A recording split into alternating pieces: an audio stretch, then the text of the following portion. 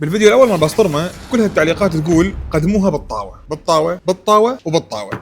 شلون نسويها بالطاوه بدون ما ناثر على البراندنج مال يابا؟ لان الطاوه مالتنا اول شيء تخزي وما عليها اي براندنج، ما عاجبني استعملها واقدمها للناس. دورنا بالنت لقينا شخص عنده طاوه حديد زهر نفس الجوده اللي نريدها بس بدون يده. طلبنا من عنده القياسات وقسناها تقعد بالصحن فيت. انا ومصطفى طلعنا اخذنا الاطباق مالتنا نفسها ورحنا عند الرجال هذا جربناها. الطاوه هذه تقعد بالماعون مالتنا بيرفكت والبراندنج كله موجود والطاوه موجوده. خلينا نفت شي قاعد جوها ورفعناها شويه. الحواف تماس ممتاز، هي وحاره. خلينا عليها البسطرمه مالتنا، طقينا فوقها بيضتين ودخلناها بالفرن الحطب. طلعناها البسطرمه مستويه ممتاز والبيض مستوي بيرفكت. على الصحن خلينا كلينكسايه وشلناها خليناها فوق الصحن قعدت بيرفكت. فوق البسطرمه خلينا الصوص مالتها نقطه نقطه نقطه وشويه بصل مخلل وشويه ملاعيب الفجل والترتيبات. ضفنا فوقها شويه بارميزان وشويه فلفل اسود تعزز النكهه اكثر.